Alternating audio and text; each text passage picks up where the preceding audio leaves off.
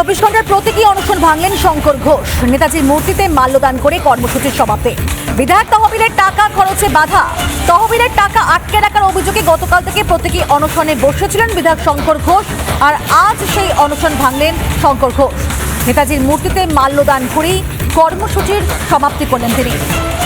অনশনে বসেছিলেন বিজেপি বিধায়ক শঙ্কর ঘোষ শিলিগুড়িতে এবং বিধায়ক তহবিলে টাকা আটকে রাখার অভিযোগে 24 ঘন্টার অনশনে বসেছিলেন বিজেপি বিধায়ক শিলিগুড়ি নেতাজি মোড়ে।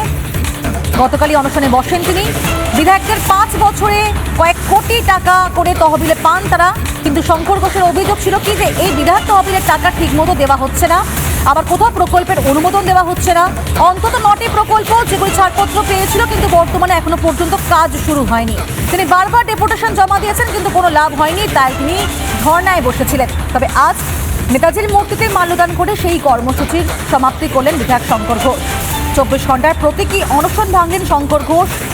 তহবিলের টাকা আটকে রাখার অভিযোগেই গতকাল থেকেই প্রতীকী অনশনে বসেছিলেন তিনি এবং একই সঙ্গে তার অভিযোগ ছিল যে কোনো জায়গায় দেখা যাচ্ছে প্রকল্পের অনুমোদন দেওয়া হচ্ছে না এবং কোনো জায়গা আবার অনুমোদন নিলেও কাজ শুরু হয়নি। কি জানিয়েছেন শঙ্কর ঘোষ? শোনাবেন।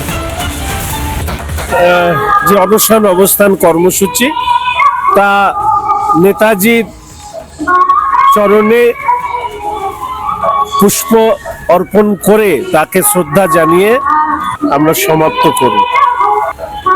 আশা রাখি 2026-এ মানুষের আশীর্বাদে এই রাজ্যের সরকার পাল্টাবে এবং ভবিষ্যতে কোনো শাসক কোনো বিরোধীর আমলেই বিরোধী দলের জনপ্রতিনিধিরা তাদের অধিকার থেকে যাতে বঞ্চিত না হয়, সেই যে লড়াই, সেই লড়াইয়ের যে ক্ষেত্রভূমি, সেই ক্ষেত্রভূমি আজকের এই অনশন অবস্থান কর্মসূচি থেকে আমরা রূপায়িত করতে পারবো বলেই আমি মনে করি।